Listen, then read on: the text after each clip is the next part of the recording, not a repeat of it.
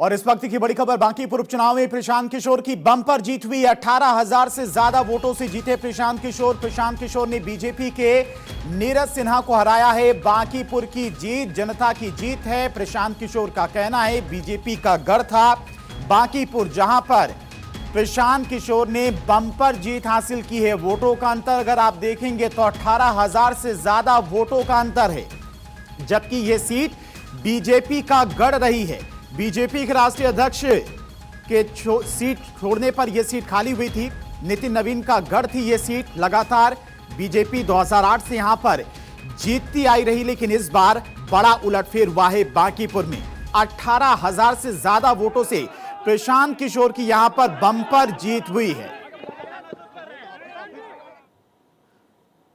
तो बांकीपुर उपचुनाव में प्रशांत किशोर की बम्पर जीत इस वक्त की बड़ी खबर। 18,000 से ज्यादा वोटों से प्रशांत किशोर की जीत हुई है।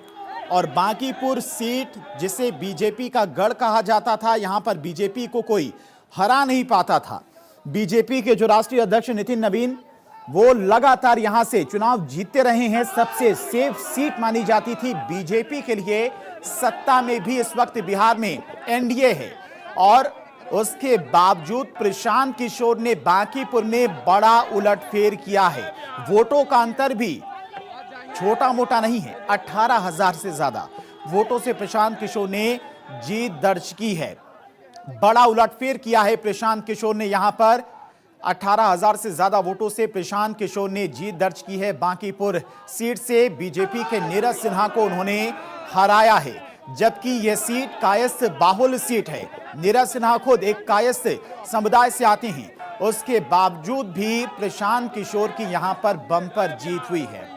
राजू कमल हमारे साथ जुड़ गए इसी खबर पर तमाम और अपडेट के साथ में। राजू, बांकीपुर सीट पर इस बार बड़ा उलटफेर हुआ है, चूंकि वोटों का अंतर भी कोई छोटा मोटा अंतर नहीं। 18,000 वोटों से जीत दर्ज की है बीजेपी के गढ़ में प्रशांत किशोर ने।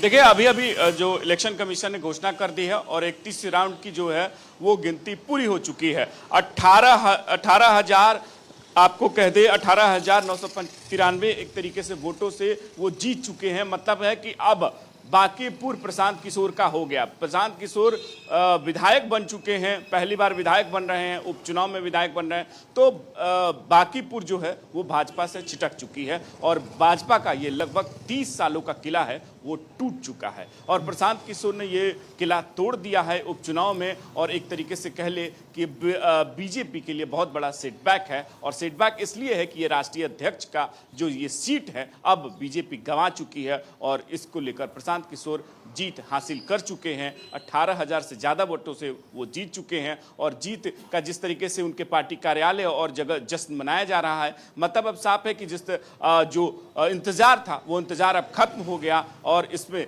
नए विधायक के तौर पर जो प्रशांत किशोर उपचुनाव में जीत हासिल कर चुके हैं, और बीजेपी का ये किला टूट चुका है। नितिन नवीन खुद पहुंचे थे राजीव कमल इस सीट पर जीत जिताने के लिए। जो कैंडिडेट थे उनको लगातार कैंपेन कर रहे थे, रणनीति बना रहे थे, बूथ स्तर की तैयारियां की गई थी।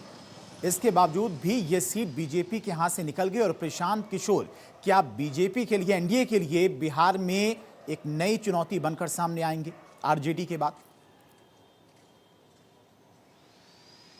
देखिए, जरूर, क्योंकि अगर बात करें कि विपक्ष की, अगर बांकीपुर ही सीट पर अगर हम बात करें तो आरजेडी का जो कैडर वोट है, एमवाई समीकरण, वो पूरी तरीके से छिटककर प्रशांत किशोर में चला गया। मतलब जो मुस्लिम और यादव की वोट बैंक की बात कर जाती है आरजेडी की, वो पूरी तरीके से शिफ्ट हो गया प्रशांत किशोर को। तो विपक्ष में एक नया चेहरा प्रशांत किशोर का आना, सदन में, विधानसभा में वो दिखाई देना, तो कहीं ना कहीं ये जरूर है कि विपक्ष की भूमिका अब जो शिफ्ट जिस तरीके से की गई कि प्रशांत किशोर का अब आना, ये एक जरूर चिंता का विषय है। आरजेडी के लिए ज्यादा है कि जो उनका वोट बैंक में उसमें सेंधमारी हुई है, और जो उनका एमवाई से जो वोट है वो ट्रांसफर हो गया। तो ये जरूर चिंता का विषय है और बीजेपी के लिए चिंता का विषय यह है कि ये बांकीपुर जो उनका सीट है, राष्ट्रीय अध्यक्ष का सीट है, वो अब गंवा चुकी है और प्रशांत किशोर विधायक बन चुके हैं। मतलब एक सर्टिफिकेट लेना बाकी है, लेकिन एक बार की अब घोषणा हो चुकी है कि 18,000 से ज्यादा